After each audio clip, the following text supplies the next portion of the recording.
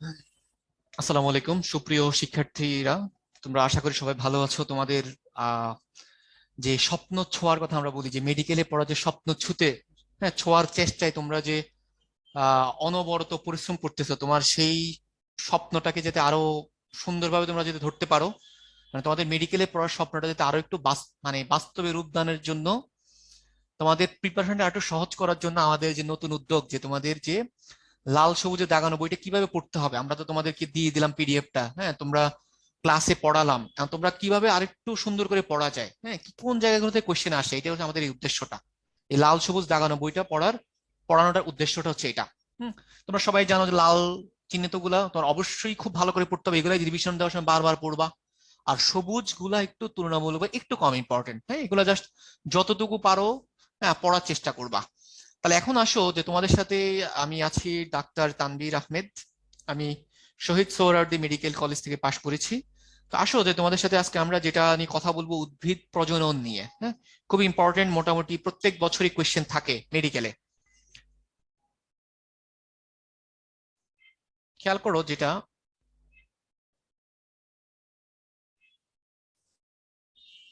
যে উদ্ভিদ প্রজনন দশম অধ্যায়, এখান থেকে তোমার কিভাবে কিভাবে কোয়েশ্চেন আসে একটু খেয়াল করো, দেখো যে জিনিসটা, সেটা হচ্ছে, একটু খেয়াল করো যে এখানে কিছু কথা আছে, যে মাতৃ উদ্ভিদ থেকে নতুন উদ্ভিদ সৃষ্টি প্রক্রিয়া, উদ্ভিদ প্রজনন, এটা জাস্ট তোমার জানার জন্য বলছে, আর কিছুই না। হ্যাঁ, যেটা মনে রাখতে হবে যে প্রজনন প্রকারভেদ কয়টা। প্রজননকে তোমার মূলত দুই ভাগে ভাগ করা হয়। আবার কোন কোন উদ্ভিদ আবার কি দেখা যায়, পার্থেনোজেনেসিস বা অপুংজনি নামও বদলে। প্রধান যদি বলে যে মূলত কয়টা প্রকারভেদ বা কয় প্রকারভেদ, প্রধানত কয়টা, তাহলে দুইটা বলতে হবে। তাহলে আবৃতবীজী উদ্ভিদের এখানে একটু খেয়াল করো যে আমরা জানি যে যৌন প্রজনন। হুম। এখন এটা ইম্পর্টেন্ট যে মানে উদ্ভিদের বংশ বিস্তারের প্রধান অঙ্গকে ফুল, বংশ বিস্তারের জন্য প্রধান অংশটা কি ফুল, এটা তোমার ইম্পর্টেন্ট। তারপর আসলে এটা যৌন জননের জন্য, মানে যৌন প্রজনন, যখন লেখা আছে আবৃত বীজ উদ্ভিদের যৌন প্রজননের উগেমাস, এই কথাটা ইম্পর্টেন্ট যে উগেমাস, যে উগেমাস যৌন জনন কোন উদ্ভিদের, বা আবৃত বীজ উদ্ভিদের যৌন জনন কেমন, তাহলে উগেমাস এটা ইম্পর্টেন্ট। উগেমাস মানে কি, যে তোমার এই যে বড় নিশ্চল ডিম্বাণুর সাথে সচল ছোট শুক্রাণু যে মিলন, এটা উগেমাস বলি, কথা তোমার লাগবে উগেমাস, যে কোন উদ্ভিদে পাওয়া যায়, কোন উদ্ভিদে দেখা যায় আবৃত বীজ উদ্ভিদ। তারপরে আসো যেটা, সেটা হচ্ছে যে ফুলের তোমার, যে আমরা জানি যে একটা স্তবক কি, যে পুংজনন স্তবক, হ্যাঁ, পুংজনন স্তবকে পুংকশের থাকে, পুংকেশের আবার দুইটা পার্ট আমরা জানি, একটা হচ্ছে তোমার পুংদণ্ড, আর একটা কি পরাগধানী। ছবিতে দেখবা পরাগধানীর মধ্যে দুইটা প্রকোষ্ঠ থাকে, দুইটা প্রকোষ্ঠের মাঝখানে থাকে কি যোজনী, কানেক্টিং পয়েন্ট। এখন আসো যে খেয়াল করো যে সেটা হচ্ছে, দেখো এই যে ফ্লো চার্ট গুলো দিয়ে তোমার খুব ইজি করছে। একটু খেয়াল করো যে পরাগধানীর যে আর্কিস্পোরিয়াল কোষ 2N, তার আর্কিস্পোরিয়াল কোষ থেকে কি তৈরি হচ্ছে, দেয়াল কোষ তৈরি হচ্ছে। আর এই দেয়াল কোষের মধ্যে স্তর কয়টা, দেখো 3 থেকে 5টা স্তর। তার মধ্যে ভিতরের স্তর নাম কি, ট্যাপেটাম। এই ভিতরের স্তরটার নাম হলো ট্যাপেটাম, এটা ইম্পর্টেন্ট, যে যে তোমার আর্কিস, যে দেয়াল কোষের ভিতরের স্তরের নাম কি, ট্যাপেটাম, যেটা তোমার পরাগরেণু পুষ্টি প্রদান করে। তারপর আসো যে এখানে যে আর্কিস্পোরিয়াল কোষ থেকে প্রাথমিক জনন কোষ তৈরি হবে, তার পরাগ মাতৃকোষ হবে, তারপর পরাগরেণু তৈরি করবে, পরাগরেণু। আর তারপর আমরা জানি কি, তারপর খেয়াল করবা এই পরাগরেণু, দেখো পরাগ মাতৃকোষ 2N, বাট পরাগরেণু কি N। এই পরাগরেণুটাই কিন্তু তোমার কি, এই যে পরাগায়নের মাধ্যমে গর্ভ মুন্ডে গিয়ে পড়ে, পুংকেশর থেকে, পরাগধানী থেকে। তাহলে এখন আসো যে খেয়াল করো যে, দেখো এখানে অনেকগুলো পরাগরেণু, পরাগরেণু যখন একসাথে অনেকগুলো থাকে, এটাকে বলে কি পলিনিয়াম, পলি মানে বেশি, একসাথে অনেকগুলা পরাগরেণু। তারপর যেটা তোমার কোশ্চেনে আসে, যে পরাগরেণুর মধ্যে দুইটা স্তর আছে, দুইটা বাইরের স্তরের নাম কি বহিত্বক বা এক্সাইন, এবং এটা কি দিয়ে তৈরি, কিউটিন। মনে রাখবো যেখানে কিউটিন থাকে সেটাই পুরু বা শক্ত হয়। কোশ্চেন আসতে পারে যে পরাগধানীর, সরি পরাগরেণুর বাইরের ত্বক, দ্বিতীয় কোশ্চেন বা এক্সাইন দিয়ে করতে, দুই নামই মনে রাখতে হবে, বহিত্বকের আরেকটা নাম এক্সাইন। তাহলে এক্সাইনের মধ্যে কোন রাসায়নিক পদার্থ থাকে, কিউটিন। আবার খেয়াল করবা যে আরেকটা আছে কি ইনটাইন বা অন্ধত্বক বলি। তাহলে এখন একটু খেয়াল করো যে সেটা হচ্ছে, এটা ইম্পর্টেন্ট, যে পরাগরেণু, যে পরাগরেণুটা এটাই হচ্ছে পুং গ্যামেটোফাইটের প্রথম কোষ, পরাগরেণুকে এন। আর আমরা জানি পুং গ্যামেটোফাইট ওকে এন, পুং গ্যামেটোফাইট ও এন, তাহলে পুং গ্যামেটোফাইটের প্রথম কোষের নাম কি? নাম হচ্ছে তোমার পরাগরেণু। এই কথাটা তোমার পরীক্ষার জন্য খুবই খুবই ইম্পর্টেন্ট। তারপরে আসো, আর এখানে আরেকটা জিনিস বাদ পড়ছে, দেখো যে বহিত্বককে বলছি এক্সাইন আর অন্তত্বকে বলছি কি ইনটাইন, এটা ইম্পর্টেন্ট পরীক্ষার জন্য, ইনটাইন। আর অন্তত্বকে কি থাকে? সেলুলোজ। মনে রাখবা যেখানে সেলুলোজ থাকে সেখানে পাতলা। তাহলে কোশ্চেন আসতে পারে, দিয়ে দিল যে পরাগরেণুর ইনটাইন স্তরে কোন রাসায়নিক পদার্থ থাকে, বা সেলুলোজ নির্মিত স্তরের নাম কি পরাগরেণুর ক্ষেত্রে? তাহলে অ্যান্সার হবে কি অন্ততক বা ইনটাইন। তারপরে আসো, যে এখানে খেয়াল করো, এই যে পরাগরেণুর মধ্যে যে একটা নিউক্লিয়াস ছিল, দেখো এই যে দেখো এই এক্সাইন ইনটাইন পরা, এই যে এখানে দেখো ছবিগুলো বেশি বেশি করে দেখবা, তাহলে তোমার বেসিকটা ক্লিয়ার হবে। তো দেখো পরাগরেণুর মধ্যে দেখো দুইটা নিউক্লিয়াস তৈরি হচ্ছে, একটা জনন নিউক্লিয়াস, একটা নালিকা নিউক্লিয়াস। নালিকাটা কি আকারে বড়, তাহলে বড় নিউক্লিয়াসটার নাম কি জনন নিউক্লিয়াস, নালিকা নিউক্লিয়াস, আর ছোটটার নাম জনন নিউক্লিয়াস। আর এই জনন নিউক্লিয়াস থেকে দুইটা পুংগ্যামেট তৈরি হচ্ছে। এখন যেটা কোশ্চেন আসতে পারে সেটা হচ্ছে যে একটা পরাগরেণু থেকে আমরা ফাইনালি কয়টা পুংগ্যামেট পাচ্ছি? এটা খুব ইম্পর্টেন্ট। দুইটা পুংগ্যামেট বা দুইটা শুক্রাণু পাচ্ছি, যেটা পুংগ্যামেট সেটাই শুক্রাণু। তাহলে আমরা একটা পরাগ রেণু থেকে, একটা পরাগরেণু থেকে কয়টা পুংগ্যামেট পাবো? ফাইনালি দুইটা পুংগ্যামেট পাবো। এই কথাটা তোমার ইম্পর্টেন্ট। তারপরে আসো যেটা, সেটা হচ্ছে দেখো এই যে এখানে আবার দেখো লিখে দিয়েছে, দেখো পরাগরেণু নিউক্লিয়াস, দেখো কি হচ্ছে নালিকা নিউক্লিয়াস, জনন নিউক্লিয়াস, জনন থেকে আবার এই যে পুংগ্যামেট দুইটা। তারপরে আসো যেটা, সেটা হচ্ছে যে এই পরাগরেণুর, তারপর নালিকা নিউক্লিয়াস, জনন নিউক্লিয়াস, পরাগ নালিকা, পুংগ্যামেট, এগুলাকে মিলে একসাথে কি বলে? পুংগ্যামেটোফাইট। কোশ্চেন আসতে পারে যে নিচের কোনটা যে পুংগ্যামেটোফাইটের অংশ নয়, দিয়ে কোশ্চেন আসতে পারে। ধরো দিয়ে দিল এরকম, এখান থেকে তিনটা অপশন দিয়ে দিল, ধরো পরাগরেণু, নালিকা নিউক্লিয়াস, জনন নিউক্লিয়াস, আর বাকি একটা দেখো অন্য জায়গা থেকে দিয়ে দিল।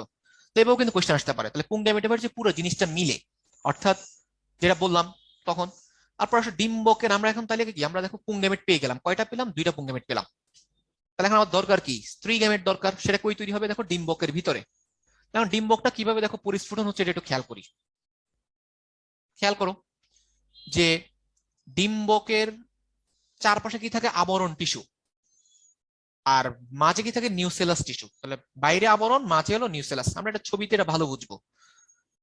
তারপর আসো যেটা, সেটা হচ্ছে ডিম্বকের নিচে কি থাকে? ডিম্বকরন্ধ্র। ডিম্বকরন্ধ্র ইংলিশ নামটা মনে রাখ, মাইক্রোপাইল বলি। দিয়ে দিল তোমার মাইক্রোপাইল। ডিম্বকের অংশ নিচের কোনটা? দেখা যাচ্ছে অপশনের মধ্যে মাইক্রোপাইল আছে, বাকিগুলো অন্য জায়গা থেকে দিয়ে দিল, তাহলে মাইক্রোপাইল হচ্ছে ডিম্বকরন্ধ্র। তারপর আসে এখানে যে দেখো ঠিক সেম দুই জায়গার মধ্যে আর্কিস্পোরিয়াল কোষ আছে, তাহলে ডিম্বকের আর্কিস্পোরিয়াল কোষ থেকে দেয়াল কোষ তৈরি হবে, প্রাথমিক জনন কোষ তৈরি হবে, প্রাথমিক জনন কোষ থেকে স্ত্রী রেণু মাতৃকোষ তৈরি হবে, আর স্ত্রী রেণু মাতৃকোষ থেকে দেখো চারটা স্ত্রী রেণু তৈরি হবে, মিওসিস প্রক্রিয়া। তাহলে স্ত্রী রেণুগুলো কি হয়ে যাবে? এন হয়ে যাবে, হ্যাপ্লয়েড। তারপরে খেয়াল করে এই যে ছবিটা দিয়ে তাকালে তুমি বুঝতে পারবা যে একটা ডিম্বকের পার্ট কি কি। দেখো ডিম্বক মূল, ভ্রূণপোষক টিস্যু, প্রতিপাদক কোষ, সেকেন্ডারি নিউক্লিয়াস, ভ্রূণথলি, ডিম্বাণু, সহকারী কোষ। তাহলে বহিতক, অন্ততক, ডিম্বক রন্ধ্র, ডিম্বক নাভি, হ্যাঁ, বেশিরভাগ ডিম্বক দিয়ে কথা। তোমার জাস্ট এইখানে জাস্ট লাগবে মেইন পার্ট গুলোর নাম, কারণ কোশ্চেন আসতে পারে নিচে কোনটা ডিম্বকের পার্ট বা পার্ট নয়, এভাবে কোশ্চেন দিতে পারে। এখন দেখো ডিম্বকের ভিতরের অংশটার নাম কি? এটাকে বলি আমরা কি? ভ্রূণথলি বলি। ডিম্বকের ভিতরে পার্টটাকে বলে ভ্রূণথলি। ভ্রূণথলি কয়টা নিউক্লিয়াস দেখো, এটা ইম্পর্টেন্ট, যে ভ্রূণথলির মধ্যে কয়টা নিউক্লিয়াস? 8টা নিউক্লিয়াস। তার মধ্যে আমরা জানি কি মাঝখানে নিউক্লিয়াস গুলোকে বলে সেকেন্ডারি নিউক্লিয়াস, আর যেদিকে ডিম্বকরন্ধ্র এদিকে থাকে 3টা নিউক্লিয়াস। তার মধ্যে মাঝখানে বড় যেটা, সেটাকে আমরা বলি কি? ডিম্বাণু বলি। ডিম্বাণুর পাশে থাকে সহকারী কোষ, আর ডিম্বাণু যেদিকে তার অপোজিটে থাকে কি? প্রতিপাদক কোষ। তাহলে তার কোশ্চেন আসতে পারে যে ভ্রূণথলির মধ্যে কয়টা নিউক্লিয়াস থাকে? 8টা নিউক্লিয়াস, বা 8টা নিউক্লিয়াস নিয়ে ভ্রূণথলি গঠিত। তাহলে এইভাবে কোশ্চেন গুলো দিতে পারে। তারপর আসো, এটা খুবই খুবই ইম্পর্টেন্ট, যে ডিম্বকরন্ধ্রের প্রকারভেদ খুবই ইম্পর্টেন্ট, কমনলি তোমার পরীক্ষায় দেয়। ডিম্বকরন্ধ্রটা কোন দিকে, উপরের দিকে না ডান দিকে না বাম দিকে? তোমার মনে রাখতে হবে উদাহরণগুলা। আসতে পারে যে যে ঊর্ধ্বমুখী ডিম্বা, যে ঊর্ধ্বমুখী ডিম্বক পাওয়া যায় কোন উদ্ভিদে? দিয়ে দিল তোমার পান। তারপর দিয়ে দিল তোমার দেখা যাচ্ছে পপি, খুদে পানা, হ্যাঁ। তারপর তোমার দিয়ে দিল ডায়ান্থাস। তাহলে তোমাকে মনে রাখতে হবে, তোমার মেইনলি তোমার এখানে কি উদাহরণগুলো মনে রাখতে হবে, কোনটার উদাহরণ কি। জাস্ট এটাই তোমার পড়া এখানে।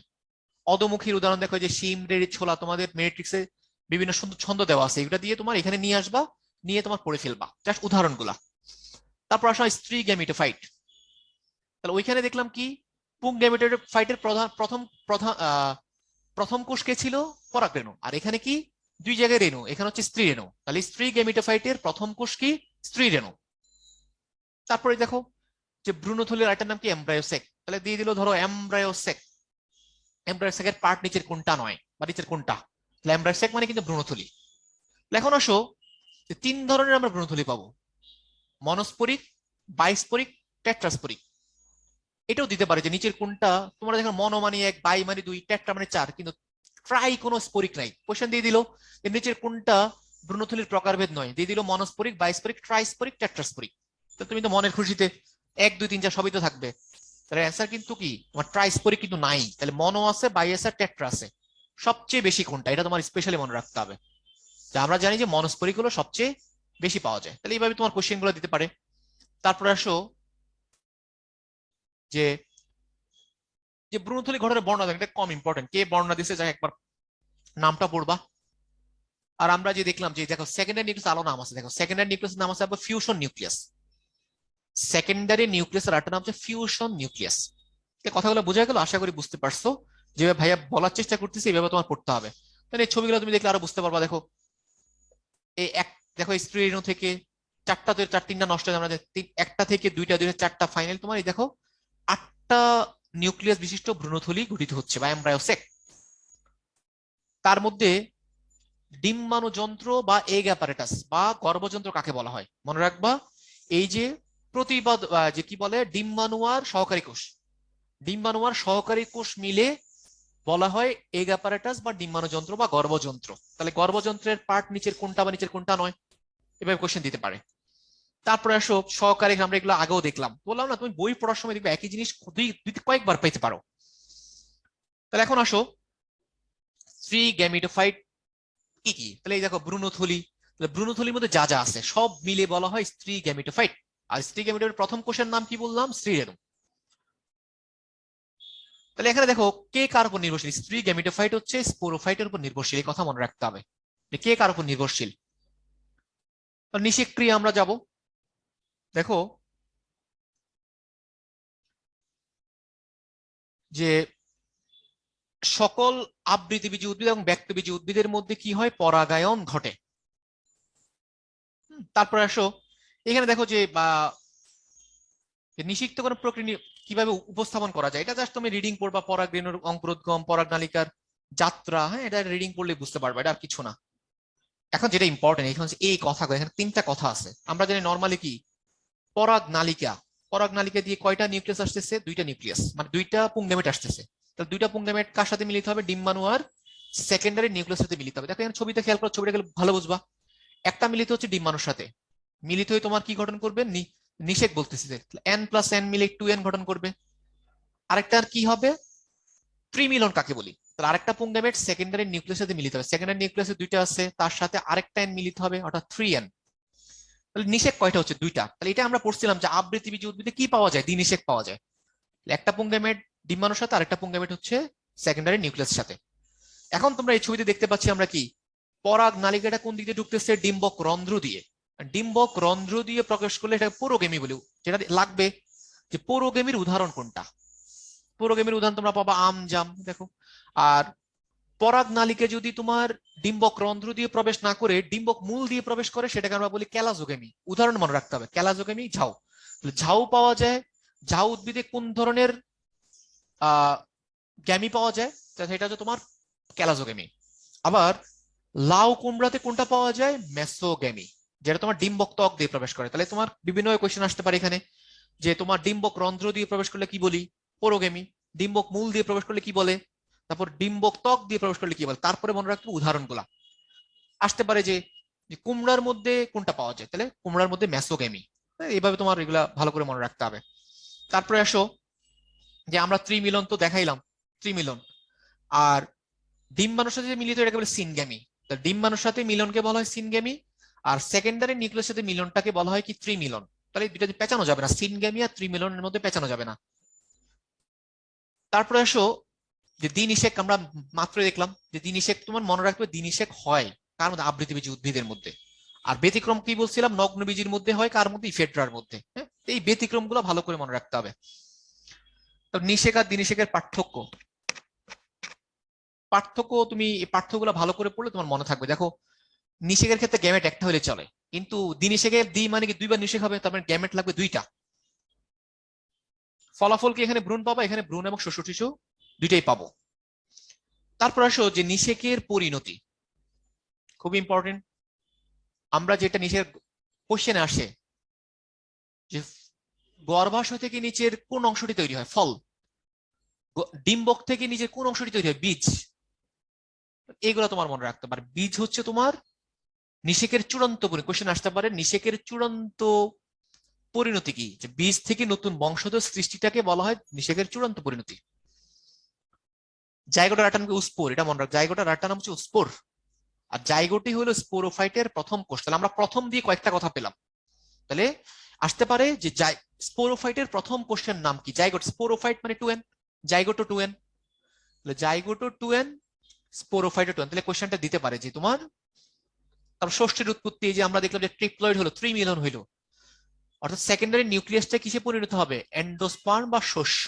তাহলে এন্ডোস্পার্ম বা শস্য, বা তোমার কি বলে সেকেন্ডারি নিউক্লিয়াস কিসে পরিণত হয়, শস্য বা এন্ডোস্পার্ম। তারপরে খেয়াল করো আমরা এখানে কি পাবো, আস্তে আস্তে তোমার এই যে জাইগোটের মধ্যে কি ভ্রূণ তৈরি হবে, যে গর্ভাশয় তোমার যে ডিম্বাণু থেকে ভ্রূণ তৈরি হবে। তারপর ভ্রূণের মধ্যে বীজপত্র থাকে, ভ্রূণকাণ্ড থাকে, ভ্রূণমূল থাকে। তাহলে তোমার এই কথাগুলো যে ভ্রূণমূল কার পার্ট, ভ্রূণকাণ্ডে কার পার্ট, এগুলো তোমার পরীক্ষা দিতে পারে। তারপরে এখানে তোমার এটা ইম্পর্টেন্ট যে বীজের ক্ষেত্রে কোন কোন বীজের ক্ষেত্রে তৃতীয় একটা স্তর পাওয়া যায়, নাম কি, এরিল। কোশ্চেন যেটা আসে যে এরিল পাওয়া যায় কোন ফলে, লিচুর মধ্যে পাবো, কাঠলিচুর মধ্যে পাবো, জয়ফলে পাবো। কোশ্চেন আসবে যে ধরো যে এরিল পাওয়া যায় নিচের কোন দিয়ে, জয়ফল দিয়ে দিল, লাউ কুমড়া দিয়ে দিল, আর শশা দিয়ে দিল, তাহলে অ্যান্সার হবে কি, জয়ফল। তাহলে এই তিনটা খুব ইম্পর্টেন্ট। তারপর এটা দেখো, এখানে দেখো অসংখ্যবার কোশ্চেন আসছে, তার মানে এটা তোমার খুব ভালো করে পড়তে হবে। নিষেকের আগে কি ছিল, পরে কি হইল। যেটাকে আমরা গর্ভাশয় বলতাম সেটা হয়ে গেল ফল, গর্ভাশয় প্রাচীর হয়ে গেল ফলতক, ডিম্বক হয়ে গেল বীজ, ডিম্বক বহিতক বা এক্সেন হয়ে গেল টেস্টা বা বীজ বহিতক। তাহলে কোনটা কিসে পরিণত হলো, এগুলো তোমার ইম্পর্টেন্ট, বেশি ভালো করে মনে রাখতে হবে। তোমাদের পেস্ট লাগে ডিম্বক আর ডিম্বাণুর মধ্যে। ডিম্বক এটা বড় জিনিস, ডিম্বক থেকে হবে বীজ, আর ডিম্বাণু বা এগ, ডিম্বাণুর আরেকটা নাম কি, এগ। কোশ্চেনে দিল যে এগ, এগ নিচের কোনটাতে পরিণত হবে। তা তুমি দেখুন তো, এখন তো তুমি কি বলে মানে একদম হয়ে গেলা যে তোমার এগ তো আমি পড়ি নাই, এগ কই পাইলো আবার, এগ কিসে পরিণত হলো। তাহলে এগ হচ্ছে ডিম্বাণুর একটা নাম। তাহলে তোমাকে সবসময় যেগুলো ইম্পর্টেন্ট, ইম্পর্টেন্ট জিনিসগুলো বারবার বলতে তোমাকে যে চোখ বড় বড় করে তাকাইতে হবে, চোখ বড় বড় করে দেখতে মানে নিরীক্ষণ করতে হবে, নিরীক্ষণ করলে তুমি এগুলো ভালো বুঝতে পারবা। তাহলে ডিম্বাণু বা এগ থেকে ভ্রূণ হবে, সেকেন্ডারি নিউক্লিয়াস থেকে হবে এন্ডোস্পার্ম বা শস্য। তো এখানে বেশি ইম্পর্টেন্ট এই চারটা, গর্ভাশয় থেকে হবে ফল, ডিম্বক থেকে হবে বীজ, ডিম্বাণু বা এগ থেকে হবে ভ্রূণ, আর সেকেন্ডারি নিউক্লিয়াস থেকে হবে এন্ডোস্পার্ম বা শস্য হবে।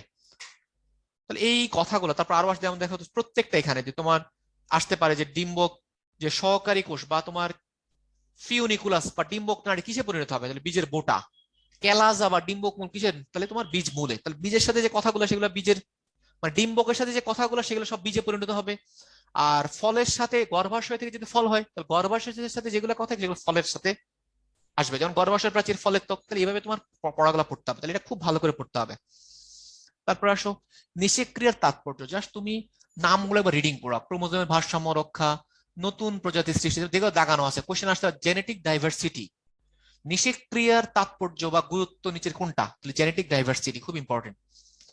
যৌন প্রজননের সুফল কি, আমরা কি পাই, এই যে বললাম জেনেটিক ডাইভার্সিটি, নতুন প্রকরণ, তাহলে এগুলো কোশ্চেনে দিতে পারে। নতুন প্রকরণ কোথায় পাব, কোন জননের কারণে পাবো, যৌন জনন। তারপর দেখো অযৌন জনন কয়েকভাবে হতে পারে, স্পোরের মাধ্যমে হতে পারে, দেখো একটা হচ্ছে অযৌন জনন স্পোরের মাধ্যমে। জাস্ট নামগুলা একবার জাস্ট পড়বা, পেনিসিলিয়াম, পেনিসিলিয়ামের কনিডিয়া আছে, তারপর মিউকরের স্পোরঞ্জিও স্পোর আছে বা গনিডিয়া আছে। হ্যাঁ, যে নামগুলা পড়বা সবুজ কালি দিয়ে, একটু কম ইম্পর্টেন্ট, অ্যাপ্লানোস্পোর ইত্যাদি। হ্যাঁ, যেটা বেশি ইম্পর্টেন্ট তোমার উদ্ভিদের অঙ্গজ প্রজনন। প্রথম কথা মনে রাখতে হবে অস্বাভাবিক অঙ্গজ প্রজনন কোনটা কোনটা, মূল দ্বারা, কাণ্ড দ্বারা, পাতা দ্বারা, বুলবিল বা কক্ষমুকুল, অর্ধবায়বীয় কাণ্ড। প্রথম নামগুলো মনে রাখতে হবে, স্বাভাবিক অঙ্গজ প্রজননের মধ্যে কি কি আছে। সেকেন্ড যেটা ইম্পর্টেন্ট যে উদাহরণগুলা, মূল দিয়ে কারা করে। কোশ্চেন আসতে পারে যে মূল দ্বারা অঙ্গজ প্রজনন হয় নিচের কোনটা, কোশ্চেন দিয়ে অ্যান্সার অপশন দিল ডালিয়া, চন্দ্রমল্লিকা, বাঁশ আর আনারস, তাহলে অ্যান্সার কি হবে তোমার ডালিয়া। এবার তোমার এই যে উদাহরণগুলো এখানে জাস্ট মেইনলি তোমার লাগবে উদাহরণ না, প্রথম কথা নামগুলা, তারপর উদাহরণগুলা। মূল দ্বারা কি কি, কাণ্ড দ্বারা কি কি, পাত আলো পাথরকুচি, তারপর বুলবিল বা কক্ষমুকুল হচ্ছে তোমার চুপড়ি আলো, অর্ধবায়বীয় কাণ্ড দ্বারা কি কি। এইভাবে তোমার উদাহরণগুলো ভালো করে মনে রাখতে হবে। মুকুল উদ্গম বা ইস্টের মধ্যে, হ্যাঁ এইভাবে উদাহরণগুলো মেইনলি ইম্পর্টেন্ট। আর কৃত্রিম অঙ্গজ প্রজনন দেখবা সবগুলোর সাথে কলম কথা আছে, সবগুলো কলম, দাবা কলম, জোড় কলম, গুটি কলম, হ্যাঁ সবগুলো আছে কলম। এখানে তোমার মেইনলি তোমার হচ্ছে যেমন একটা আছে স্টক, স্টক কাকে বলি, স্টক আর সায়ন, ছবিতে খেয়াল করো যে স্টক এবং সায়ন নিচের কোন কলমে পাওয়া যায়, কোশ্চেন আসতে পারে। স্টক পাওয়া যায় নিচের কোন কলম, শাখা কলম, দাবা কলম, জোড় কলম, গুটি কলম, তাহলে কি জোড় কলম হচ্ছে অ্যান্সার। এবং সায়ন, সায়ন হচ্ছে বিচ্ছিন্ন অংশ, মানে যে অংশটাকে তুমি জোড়া লাগাই দিছো। সায়ন পাওয়া যায় কোথায়, স্টক পাওয়া যায় কোথায়, সব হলো তোমার জোড় কলমে। এইভাবে তোমার কোশ্চেন গুলো দিতে পারে। তারপরে আসো যে চোখ কলম, জাস্ট এখানে উদাহরণগুলো কম ইম্পর্টেন্ট, জাস্ট একবার যতটুকু মনে রাখতে পারো, কুল, গোলাপ, হ্যাঁ আসতে পারে এগুলা। তারপরে দেখো কৃত্রিম অঙ্গজ প্রজননের জন্য কিছু রাসায়নিক পদার্থ লাগে, যেমন অক্সিন। অক্সিন একটা হরমোনের নাম। অক্সিন কিসের জন্য লাগে, মূল তৈরির জন্য। তাহলে কৃত্রিম অঙ্গজ প্রজননে মূল তৈরির জন্য কোনটা লাগে, সেটা হচ্ছে অক্সিন। তারপর আসো যে মাইক্রো প্রোপাইগেশন, এগুলো সবই তোমার কৃত্রিম অঙ্গজ প্রজনন, এটা তোমার মনে রাখতে হবে। যেমন এটা কিন্তু টিপিক্যাল নাম, এটার সাথে কলম কথা নাই। তাহলে মাইক্রো প্রোপাগেশন এটাও কিন্তু এক ধরনের অযৌন জনন, মনে রাখতে হবে। তারপর তোমার হচ্ছে এই মাইক্রো প্রোপাগেশনের সুবিধাটা কি, তোমরা যেটা টিস্যু কালচার পড়ছো, টিস্যু কালচারকে আমরা মাইক্রো প্রোপাগেশন বলি। তোমরা সেখানে আরো যে আমরা যে জীব প্রযুক্তি চ্যাপ্টার পড়বো তখন আর ডিটেলস, সেটা হচ্ছে তোমার যে যে কি বলে মাইক্রো প্রোপাগেশন হচ্ছে তোমার অল্প সময়ে অধিক চারা তৈরি করা যায়, ভাইরাস মুক্ত চারা তৈরি করা যায়, এই কথাগুলো মনে রাখতে হবে। তারপর আসো বর্তমানে একটা কথা আছে নোভেল অরেঞ্জ, ওই এক গাছেই অযৌন জননের মাধ্যমে প্রতিষ্ঠিত গাছ থেকে আসছে। এখানে কথাগুলো দেখো অপুংজনি বা পার্থেনোজেনেসিস। পার্থেনোজেনেসিস বাংলা কি, কোশ্চেন অপুংজনি দিয়েও আসতে পারে, পার্থেনোজেনেসিস দিয়েও আসতে পারে। যেটা পরীক্ষায় আসে যে পার্থেনোজেনেসিস হচ্ছে কি নিষেক ছাড়া ভ্রূণ তৈরির প্রক্রিয়া। দুই ধরনের আছে, হ্যাপ্লয়েড আর ডিপ্লয়েড বলি, হ্যাপ্লয়েড আর ডিপ্লয়েড দুইটা। উদাহরণগুলো এখানে আরেকটা আছে পার্থেনোকার্পি, তাহলে পার্থেনোকার্পি আর পার্থেনোজেনেসিস পেঁচানো যাবে না। পার্থেনোকার্পি হচ্ছে আসতে পারে যে বীজহীন ফল তৈরির প্রক্রিয়াকে কি বলে, অপশনে দিল পার্থেনোজেনেসিস, দিল পার্থেনোকার্পিও দিল, তাহলে অ্যান্সার কি হবে পার্থেনোকার্পি। অথবা দিয়ে দিল যে নিষেক ছাড়া ভ্রূণ তৈরির প্রক্রিয়া নিচের কোনটা, অপশনে পার্থেনোজেনেসিস পেলা, পার্থেনোকার্পিও পেলা, তাহলে পেঁচানো যাবে না এটা। পার্থেনোজেনেসিস হচ্ছে নিষেক ছাড়া ভ্রূণ তৈরির প্রক্রিয়া। তাহলে পার্থেনোকার্পির উদাহরণ কি, লেবু, কমলা লেবু, যেগুলোর মধ্যে বীজ পাওয়া যায়। বীজহীন ফল তৈরির একটা প্রক্রিয়া হচ্ছে পার্থেনোকার্পি, কি প্রয়োগ করে, হরমোন প্রয়োগ করে। হ্যাপ্লয়েড আর ডিপ্লয়েড উদাহরণগুলো মনে রাখবা, সোলেনাম, রিগ্রাম, অর্কিস, মেকুলা, হ্যাঁ ডিপ্লয়েডের মধ্যে উদাহরণগুলো মনে রাখতে হবে। তারপরে আসো যে খেয়াল করে কি আছে পার্থেনোজেনেসিসের গুরুত্ব, রিডিং পড়বা যে যেসব উদ্ভিদের মধ্যে অযৌন বা যৌন যৌন যাদের মধ্যে যৌন প্রজনন হয় না, বা ডাইরেক্ট যে অযৌন, যে তোমার যে কোনো কলমও করা যাচ্ছে না, আবার স্বাভাবিকভাবে হচ্ছে না, তাদের ক্ষেত্রে আমরা পার্থেনোজেনেসিস প্রক্রিয়াটা প্রয়োগ করতে পারি। তাহলে তোমার বন্ধ্যাত্বের হাত থেকে রক্ষা করা যাবে, ওই প্রজাতিটা টিকে থাকবে। তারপর তোমার হচ্ছে যে কি বলে নতুন কোন প্রকরণ সৃষ্টি করা যাবে এই পার্থেনোজেনেসিস দ্বারা। তারপর আরো আছে যে অ্যাপোস্পোরি, এগুলো এটাও কি নিষেক ছাড়া তোমার ভ্রূণ তৈরির প্রক্রিয়া। দেখো অ্যাপোস্পোরি থেকে কি তৈরি হয়, অ্যাপোস্পোরি থেকে ডিম্বকের যে কোনো দেহকোষ থেকে ডিপ্লয়েড ভ্রূণথলি তৈরি হবে। তারপর সেটা হচ্ছে তোমার, তারপর এই ডিপ্লয়েড ভ্রূণথলি ডিপ্লয়েড ডিম্বাণু থেকে নিষেক ছাড়া ভ্রূণ তৈরি হবে। পাওয়া যায় কোথায়, এটা ইম্পর্টেন্ট, যে যে হিয়ারেসিয়ামে আমরা পাই হচ্ছে তোমার এই অ্যাপোস্পোরিটা।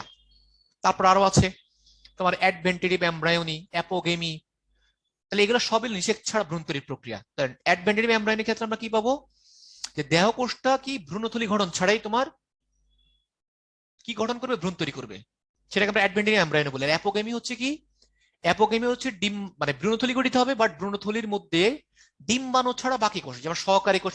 কোশ্চেন আসতে পারে যে সহকারী কোষ বা প্রতিবাদক কোষ থেকে নিষেক ছাড়া ভ্রূণ তৈরির নিচের প্রক্রিয়া কোনটা, অপশন দিয়ে দিল অ্যাপোগেমি, অ্যাপোস্পোরি, অ্যাডভেন্টেটিভ এমব্রায়োনি, অ্যান্সার হবে কি অ্যাপোগেমি। বা কোশ্চেন দিয়ে দিল আসতে পারে যে নিচের কোনটা নিষেক ছাড়া ভ্রূণ তৈরির প্রক্রিয়া নয়, দিয়ে দিল অ্যাপোগেমি, অ্যাপোস্পোরি, পার্থেনোজেনেসিস, একটা পার্থেনোকার্পি দিয়ে দিল। তাহলে পার্থেনোকার্পি হচ্ছে নিষেক ছাড়া ভ্রূণ তৈরির প্রক্রিয়া নয়।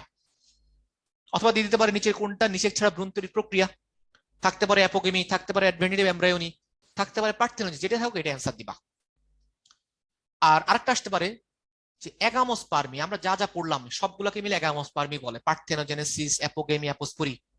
কোশ্চেনে দিতে পারে এটা যে নিচের কোনটা এগামোস্পার্মির অংশ নয়, দিয়ে দিল তোমার অ্যাপোগেমি, অ্যাপোস্পোরি, অ্যাডভেন্টিভ এমব্রায়োনি, আর দিলে পার্থেনোকার্পি। তাহলে পার্থেনোকার্পি এটা এগামোস্পার্মি, তোমার এগামোস্পার্মির পার্ট নয়। তাহলে এই কথাগুলো তোমার এই বিভিন্ন অ্যাঙ্গেলে কোশ্চেন গুলো দিতে পারে। তারপর আসলে যে তোমার পার্থেনোজেনেসিস, পার্থেনোজেনেসিস এবং যৌন জননের মধ্যে পার্থক্য দেখবা যে কি বলে যে পার্থেনো আমরা দেখলাম নিষেক ছাড়া ভ্রূণ তৈরির প্রক্রিয়া, প্রথম কথা হচ্ছে এটা। আর যেহেতু তোমার চারিত্রিক গুণাবলী, তাহলে এখানে কি মাতার শুধুমাত্র চারিত্রিক গুণাবলী বজায় থাকবে, আর যৌন প্রজনন যেহেতু পিতামাতা দুইটাই আছে, তাহলে পিতামাতার মিক্স থাকবে। তাহলে এটা ইম্পর্টেন্ট যে পিতামাতার ওই বৈশিষ্ট্য কোথায় পাবো আমরা, যৌন প্রজননের ক্ষেত্রে। আর শুধু মাতার বৈশিষ্ট্য কোথায় পাওয়া যায়, পার্থেনোজেনেসিসে। তারপর অযৌন এবং যৌন জননের পার্থক্য পড়বা, এই পার্থক্যগুলো ভালো করে পড়ো, তাহলে আমাদের মেইন কথাগুলো তোমার এখানে আমি ভালো করে বুঝতে পারবো। যেমন তোমার এই যে যে নিষেক যৌন প্রজননে নিষেক ঘটে, এখানে তোমার নিষেক ঘটে না, আমরা জানি এখানে তো তোমার অযৌন প্রজনন। তাহলে এখানে তুমি পার্থক্যগুলো পড়লে তারপর এটা ইম্পর্টেন্ট যে তোমার উচ্চ শ্রেণীর উদ্ভিদে আমরা নর্মালি কোনটা পাই, উচ্চ শ্রেণীর উদ্ভিদে আমরা নর্মালি পাই হচ্ছে কি যৌন প্রজনন পাবো। তাহলে এই কথাগুলো একবার খুব সুন্দর করে পড়ে ফেলবা। তারপরে এই দেখো জাতীয় বৃক্ষ কি আম, বা জাতীয় ফল কি আসতে পারে কাঁঠাল, আর জাতীয় ফুল কি সাদা বাচ্চাকালের পড়াশোনা, হ্যাঁ, যেটা কি হয় তোমার মুখ্য প্রজনন প্রক্রিয়া হচ্ছে অযৌন জনন প্রক্রিয়া। এখান থেকে যেটা আসতে পারে যে হাইব্রিডাইজেশন মানেটা কি, হাইব্রিডাইজেশন মানে হচ্ছে তোমার কি যে ভিন্নতর জেনেটিক মানে দুই বা ততোধিক উদ্ভিদের মধ্যে ক্রস করাকে হাইব্রিডাইজেশন বলে। হাইব্রিডাইজেশন মানেটা কি, চারটা অপশন দিয়ে দিল। আর কৃত্রিম হাইব্রিডাইজেশনের কৌশল নামগুলা পড়বা, প্যারেন্ট নির্বাচন, প্যারেন্টের কৃত্রিম স্বপরাগায়ন, পয়েন্টগুলোর নাম মনে রাখবা। যেটা ইম্পর্টেন্ট, ইমাসকুলেশন, ইমাসকুলেশন মানে কি, ইমাসকুলেশন মানে হচ্ছে তোমার পুংকেশরটা মেরে ফেলা। মানে একটা ফুল মানে উভলিঙ্গ ফুল থেকে প্রথমত ইমাসকুলেশন কোথায় করে, উভলিঙ্গ ফুলের ক্ষেত্রে। কেন করি আমরা, যাতে স্বপরাগায়ন না হয়। বিভিন্ন অ্যাঙ্গেল কোশ্চেন আসতে পারে। ইমাসকুলেশন মানেটা কি, যে তোমার উভলিঙ্গ ফুল থেকে পুংকেশরটাকে মেরে ফেলা বা সরিয়ে ফেলাকে। আর তোমার তোমার স্বপরাগায়ন, তাহলে কি এতে তোমার স্বপরাগায়ন তোমার ঘটতে পারে না। তাহলে এই কথা। তারপর ব্যাগিং, ক্রসিং, জাস্ট কৃত্রিম হাইব্রিডেশন প্রক্রিয়া বা কৌশল নয় কোনটা, এইভাবে কোশ্চেন দিতে পারবা কৌশল কোনটা, যেটা ইম্পর্টেন্ট ইমাসকুলেশন, এটা একটা তোমার কৃত্রিম হাইব্রিডাইজেশনের কৌশল। তারপরে আসো, তারপর আসো কি বীজ বপন, বীজ বপন F1 উদ্ভিদের উৎপত্তি, এই নামগুলো জাস্ট একবার পড়বা। তারপর আসতে দেখো যে বিবর্তনে কৃত্রিম প্রজননের ভূমিকা। দেখো আজ কি বিরি উদ্ভাবিত কি কি আছে, মুক্তা, এটা মুক্তার আরেকটা নাম কি BR10, গাজী আছে BR14, মোহিনী আছে BR4। তাহলে আমরা কয়টা নিলাম, 10, 14, 15। এগুলো হচ্ছে রোগ প্রতিরোধী জাতি, এগুলো তোমার কৃত্রিম প্রজনন প্রক্রিয়ায় তৈরি করা হয়েছে। বিরি উদ্ভাবিত তিনটা আছে, মুক্তা মানে BR10, BR14, BR15, খুব ইম্পর্টেন্ট, 10, 14, 15 মনে রাখবা। কোশ্চেন আসতে পারে নিচে কোনটা তোমার যে বিআর উদ্ভাবিত প্রজাতি নয় বা জাত নয়, BR10, BR14, BR15, BR16 লাগাই দিল। তাহলে তোমার এইভাবে তোমার মনোযোগ দিয়ে পড়তে হবে তিনটা সংখ্যা, 10, 14, 15। তারপরে খেয়াল করো উচ্চ ফলনশীল জাতের উদ্ভব, যেমন তোমার এই যে ফিলিপাইন্স, হ্যাঁ, যেটা ইরি, ইরি পুরো নাম কি, ইন্টারন্যাশনাল রাইস ইনস্টিটিউট, কোথায় অবস্থিত এটা ইম্পর্টেন্ট, হ্যাঁ ফিলিপিন্সে, এটা ইম্পর্টেন্ট। ইরি কোথায় অবস্থিত, ফিলিপিন্স। আর বিরি, বাংলাদেশ রাইস রিসার্চ ইনস্টিটিউট, এটা কোথায় অবস্থিত, এটা তোমার দেখো বিড়ি তোমার যে উদ্ভাবিত ফলন গুলা কি কি, বাংলাদেশে অবস্থিত বিড়ি কি কি, এখান থেকে চান্দিনা, বিরিশাইল, ইরিশাইল। আর বাংলাদেশে ধান গবেষণা প্রতিষ্ঠান কর্তৃক উদ্ভাবিত 4টি উপসি জাতির নাম আছে, চান্দিনা এটা বলে BR1, মালা BR2, Shahib Alam BR15, Shrabani BR26। তাহলে এই নামগুলা ভালো করে মনে রাখতে হবে। কোশ্চেন আসতে পারে যে ধান গবেষণা, বাংলাদেশের ধান গবেষণা প্রতিষ্ঠান কর্তৃক উদ্ভাবিত জাত নয় কোনটা, দিয়ে দিল তোমার BR1, BR2, BR15, আর ওই দিক থেকে দিয়ে দিল BR10। তাহলে অ্যান্সার হবে BR10, কোনটা নয়। তাই তোমার BR দিয়ে কোশ্চেন আসতে পারে বা নামগুলো দিয়ে কোশ্চেন আসতে পারে, যে চান্দিনা, মালা, শাহিব আলম, এগুলো দিয়ে কোশ্চেন আসতে পারে। তারপর আসো যে উচ্চ ফলনশীল ধানের জাত কি? ইরি 8, ইরি 5। তারপর খেয়াল করো ইরি 5 উদ্ভাবন করছে কে? ইন্দোনেশিয়ার পেটা ধান এবং টোকাই ধান। এটা একটু কম ইম্পর্টেন্ট যে কোত্থেকে তৈরি করছে ইরি 5। তাহলে ইন্দোনেশিয়ার তোমার পেটা ধান এবং টোঙ্কাই ধান দিয়ে। তারপর আসো তোমার যে মেক্সিকোর সহযোগিতায় বাংলাদেশে কৃষি গবেষণা ইনস্টিটিউট 17 প্রজাতির উপসি ধান গম উদ্ভাবন করছে। এগুলো তোমার যতবার মনে রাখবা। আর গমের জাতের মধ্যে কি কি আছে এটা ইম্পর্টেন্ট। গমের জাত বলাকা, কাঞ্চন, আনন্দ, আকবর, বরকত, সওগাত, এগুলো হচ্ছে তোমার গমের জাত। কোশ্চেন আসতে পারে নিচের কোনটা গমের জাত নয়, বা নিচের কোনটা গমের জাত। তাহলে অপশনগুলো ভালো করে খেয়াল রাখতে হবে। বলাকা, কাঞ্চন, আনন্দ, আকবর, বরকত, এগুলো সবই কি? সবই হলো তোমার গমের, গমের প্রজাতি। এগুলো সবই হলো তোমার গমের প্রজাতি। তাহলে এইভাবে কোশ্চেন গুলো দিতে পারে। তারপরে রোগ প্রতিরোধী জাত উদ্ভাবন, এই যে বিড়ি উদ্ভাবিত যে আমরা দেখলাম 10, 14, 15, 16 আছে রোগ প্রতিরোধী জাতি। তারপর সার সংক্ষেপ, এটা ইম্পর্টেন্ট। দক্ষতা অর্জন 7 স্টার, খুব ভালো করে মনে রাখতে হবে দক্ষতা অর্জনটা। মেইন আমরা যেগুলো পড়লাম এগুলো এখানে দেখবা যে 3 ধরনের। এখানে আবার বলছে কি প্রজনন প্রক্রিয়া প্রধানত 3 প্রকার। তাহলে এটাই মনে রাখো, প্রজনন 3 প্রকার: যৌন, অযৌন, পার্থেনোজেনেসিস। তারপরে দেখো এখানে আরো কি কি আছে দেখো, যে যে তোমার কি বলে যে মেগাস্পোর বা স্ত্রীরেণু আর একটা নাম কি? মেগাস্পোর। এটাও মনে রাখতে হবে। স্ত্রীরেণু আরেকটা নাম কি দিয়ে দিল তোমার, যে স্ত্রী গেমেটের প্রথম কোষের নাম কি? স্ত্রীরেণু না দিলে দিয়ে দিল মেগাস্পোর, তাহলে অ্যান্সার হবে মেগাস্পোর। তারপর আমরা এটা আরেকটা কোশ্চেন আসতে পারে যে মনস্পরিক ভ্রূণথলি কত পার্সেন্ট উদ্ভিদে পাওয়া যায়, বা বেশিরভাগ উদ্ভিদে কোন ধরনের ভ্রূণথলি পাওয়া যায়? মনস্পরিক, বাইস্পরিক, ট্রাইস্পরিক, টেট্রাস্পরিক। তাহলে অ্যান্সার হবে কি? মনস্পরিক। 75% উদ্ভিদ। তাহলে এখানে দেখো আমাদের মেইন কথাগুলো তোমার এখানে সব লেখা আছে। যেগুলো আমরা একটু আগে যেগুলো আমরা দেখাই দিয়ে আসলাম যে কোনটা কিভাবে পড়তে হবে। এই দেখো আমরা 3 মিলন বললাম, 3 মিলন কোন কোন উদ্ভিদে পাওয়া যায়? দ্বিবীজপত্রী উদ্ভিদ। তাহলে এইভাবে পড়তে হবে। অ্যাপোস্পোরি, তারপরে যে ইরি, এই দেখো খুব ইম্পর্টেন্ট। দেখো আমরা এতক্ষণ পাইনি, দেখো ইরি অবস্থিত ফিলিপাইনে, আর বিরি অবস্থিত কোথায়? জয়দেবপুর, বাংলাদেশ। তো আসতে পারে যে বিরি বাংলাদেশের কোথায় অবস্থিত? জয়দেবপুর। আর ইরি কোথায় অবস্থিত? ফিলিপাইন্স। তাহলে তোমার যেভাবে বললাম তাহলে এগুলো তোমার খুব সুন্দর করে পড়ে ফেলবা। সবার জন্য বেস্ট অফ লাক, সবাই ভালো থাকবা। ভাই যেভাবে যেভাবে বললাম কোনটা কিভাবে পড়তে হবে ঠিক সেভাবে তোমরা পড়বা। আশা করি ইনশাল্লাহ সবাই ভালো করে পরিশ্রম করতেছো, তোমাদের চেষ্টা সার্থক হোক, তোমাদের যে ইচ্ছা আল্লাহ পূরণ করুক। সবার জন্য বেস্ট অফ লাক। আল্লাহ ভরসা। টাটা।